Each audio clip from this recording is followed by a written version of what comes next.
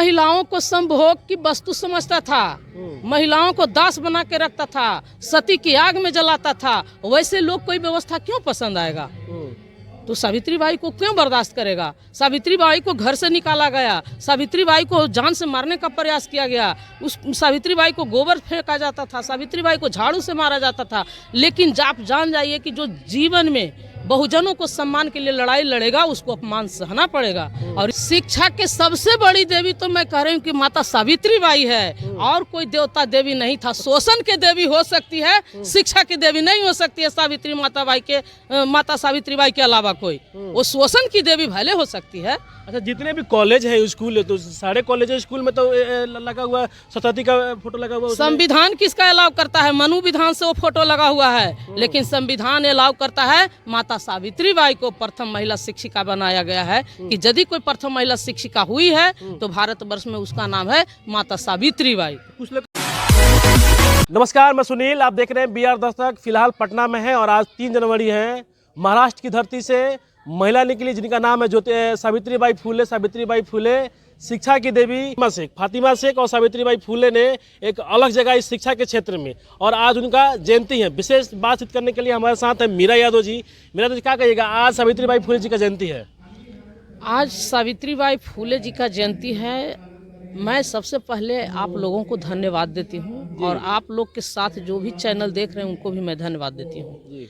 मैं माता सावित्रीबाई को, महामाता सावित्रीबाई को साथ देने वाले महापिता ज्योतिबा फुले, दोनों को मैं बहुत बहुत दिल से धन्यवाद देती हूँ। नमो बुद्धाय, क्रांतिकारी जय भीम करती हूँ, क्योंकि जितना उन्होंने किया हमारे समाज के लिए आज हम लोग बचा नहीं पा रहे हैं।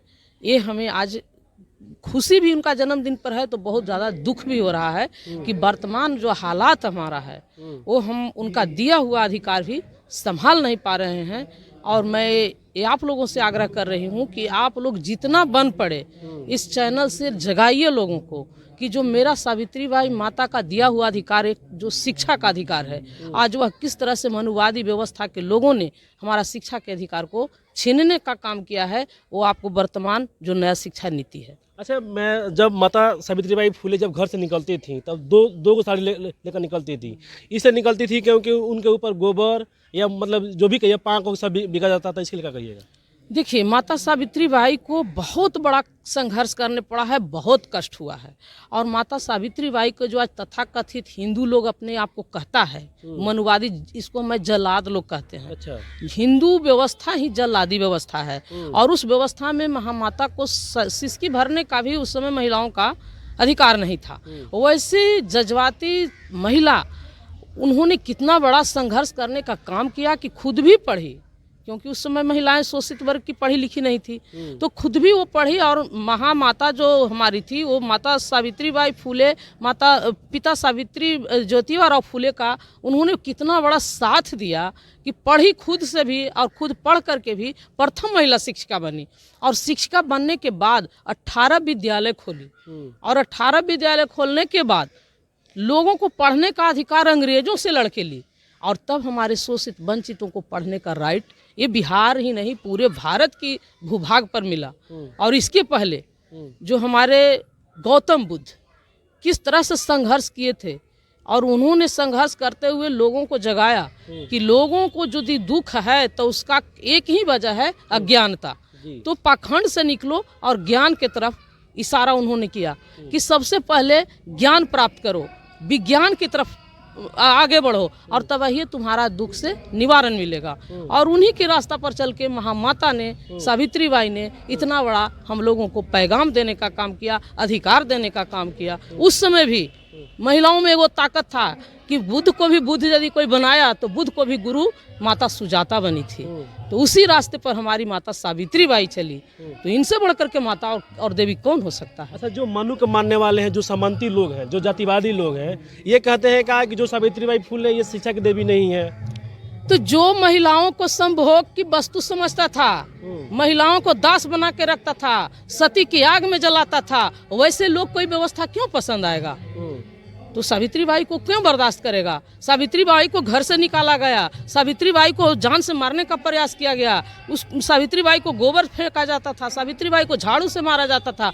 लेकिन आप जान जाइए कि जो जीवन में बहुजनों को सम्मान के लिए लड़ाई लड़ेगा उसको अपमान सहना पड़ेगा। और इसी बिहार के धरती पर जब बाबा साहब माता सावित्रीबाई के रास्ता का राही जगदेव बाबू जब चले, उन्होंने इज्जत और रोटी की लड़ाई लड़ रहे थे, 90% का आवाज बने हुए थे। उन्होंने कहा था कि 100 में 90 शोषित है, शोषितों ने ललकारा है, धन धरती और राजपाट में 90 भाग हमारा है। तो उनको धरना स्थल पर हत्या किया गया। और उनके रास्ता के राही अभी वर्तमान में लालू प्रसाद यादव को देख लीजिए, किस तरह से लोग आज 30 बरस से लोग इनको जेल में रखे हुए हैं। और आज देश की हालात क्या है कि एक तरफ मणिपुर के महिलाओं को नंगे घुमाया जा रहा है, तो आज भारत की पूरी माताएं, शोषित समाज की सारी महिलाएं नंगी है। और मैं सारी माताओं से आह्वान करती हूं माता सावित्रीबाई के जन्मदिन पर कि ऐसे जल्लादी व्यवस्था को उखाड़ फेंको और यहाँ मानववादी व्यवस्था लागू करो, संविधान के तहत यहाँ प्रधानमंत्री बनाओ। आज यह देश अघोषित इमरजेंसी से गुजर रहा है।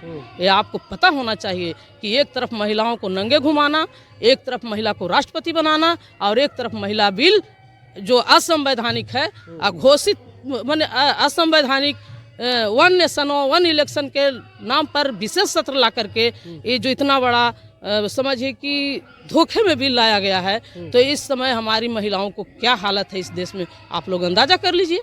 अच्छा, एक और बात है कि जिस तरह से भारत में जिस तरह से सरस्वती मतलब है, सरस्वती को लोग कहते हैं कि शिक्षा की देवी है, तो आपके नज़र में मतलब ये जो शिक्षा की देवी आप किसे मानते हैं? सरस्वती को मानते हैं या सावित्रीबाई फुले को मानते हैं? शिक्षा के सबसे बड़ी देवी तो मैं कह रही हूँ कि माता सावित्रीबाई है, और कोई देवता देवी नहीं था। शोषण के देवी हो सकती है, शिक्षा की देवी नहीं हो सकती है। माता सावित्रीबाई के अलावा कोई, वो शोषण की देवी भले हो सकती है।